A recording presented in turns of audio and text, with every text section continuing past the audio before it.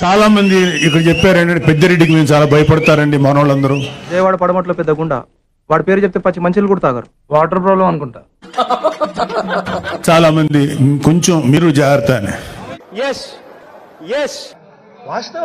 నాలో ఉన్న రౌడీ నిద్ర లేకపోద్దురా ప్లీజ్, చిన్నపిల్లలరా మీరు. పెద్దిరెడ్డి కదయా వాళ్ళ నాయకుడు జగన్మోహన్ రెడ్డి కదయా వాళ్ళ నాన్న రాజశేఖర రెడ్డిగా భయపడలేదు, ఇతనంతా అని చెప్పి. పెద్దారెడ్డి వాడెవడు? ఎల్లూరు పెద్దారెడ్డి ఎవరో తెలీదా మీకు? వాడెవడో నాకు తెలీదు. అందరి ముందు పరుగు పోయిందిగా, ఇంకెలా తలెత్తుకుంటాం? పెద్దిరెడ్డి కాదు కదా, ఏ సుబ్బారెడ్డి పిచ్చిరెడ్డి కూడా మాకేమో లెక్కలేదు. Don't care. ఇంతటి మర్యాదస్తుని పట్టుకుని ఎంగులాకులు ఎత్తే ముష్టోడు అన్నాడు రా. పిగ్గుకి వాడికి తేడా ఏముంది అన్నానండి. పెద్దిరెడ్డి అక్రమాల గురించి ఇక్కడ అస్సలు ఫారెస్ట్ ఏం చేస్తాడారా నువ్వు? అక్కడ ఏదో అధునాతన గెస్ట్ హౌస్ కట్టినామంటారు. నువ్వు మనిషి వ్యాపారం మాట మృగానివిరా నువ్వు. చిచ్చి కొన్నప్పుడే అక్కడ రాత్రుల్లో బస చేయాలంటే పని చేసే వాళ్ళందరికీ కూడా సెక్యూర్డ్ ప్లేస్ ఉండాలని చెప్పి ఆ రోజే మేము అక్కడ కట్టడం జరిగింది. ఇంత మంచివాడి మీద కంప్లైంట్ చేయడానికి నీకు నోరెలా వచ్చిందయ్యా? ఆ తర్వాత అప్పుడే మామిడి చెట్లు పెట్టడం జరిగింది. ఎట్టెట్టా సెక్యూర్డ్ ప్లేస్ ఉండాలని చెప్పి ఆ రోజే మేము అక్కడ కట్టడం జరిగింది. నా చెవుల్లో ఏం కానొస్తాడారా నీకు? వెంట్రుకలు బ్రో.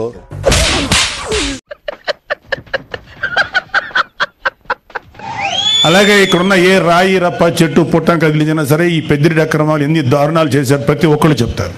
మన ఊర్లో ఆడికంటే పెద్ద ఎదవ పొరంపోకు ఎవరున్నారు? అవును, చాలా చోట్ల నా గురించి ఇదే. రాయలసీమ మొత్తం మీద దాదాపు 23 ఎకరాల భూమిని దోచుకున్నాడు. ఆయన దోచుకున్న భూముల రికార్డులు లేకుండా మదనపల్లి తహసీల్దార్ కార్యాలయంలో ఫైల్స్ దగ్ధం చేయించాడు.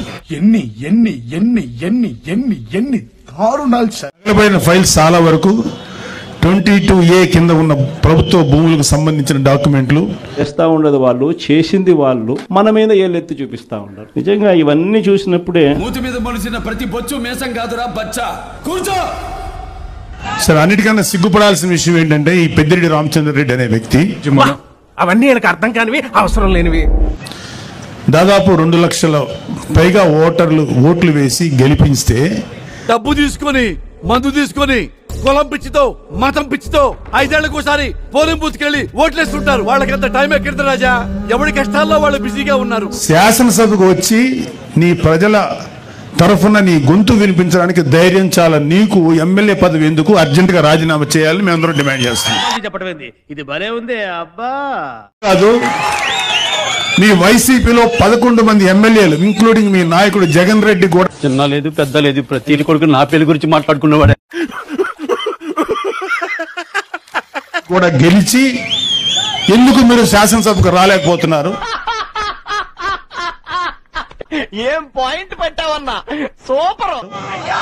ఎందుకు మీ వాయిస్ వినిపించలేకపోతున్నారు? భయం. అది ఉండాలండి.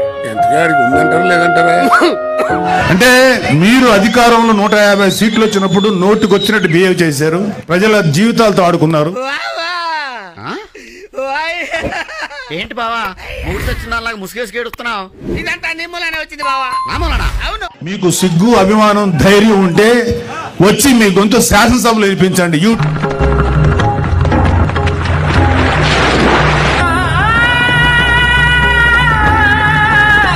కళ్ళు మూసుకొని సొంతంగా నిద్ర నటించేవాడిని మనం ఏం చేయలేం. వైసీపీ ప్రభుత్వం అలాంటిదే. మన జానకి విషయం తక్కువ, నేనే ఎక్కువ. థ్యాంక్స్ అండి. ఈవెంచువల్ గా జగన్ రెడ్డితో సహా, పెద్దిరెడ్డి రామచంద్రారెడ్డితో సహా ప్రతి వాళ్ళ మీద చర్యలు తీసుకుంటాం. ఎవరికి పద్ధతి లేదు, ఎవరికి జాలి లేదు. ఎవ్వడు లా నుంచి తప్పించుకోలేడు, చట్టం నుంచి ఎవ్వడు తప్పించుకోలేడు. డీసెంట్ గా ఇంటికి వెళ్ళేవాడిని భద్రం చేసి సెంట్రల్ జైలుకి వెళ్ళేలా చేయొద్దు. చూద్దాంలే, చూడటం కాదండి, మీరు చెయ్యాలంతే. సరే. మీరు ట్రై చేస్తారన్నారంటే అది ఓకే అయిపోయిన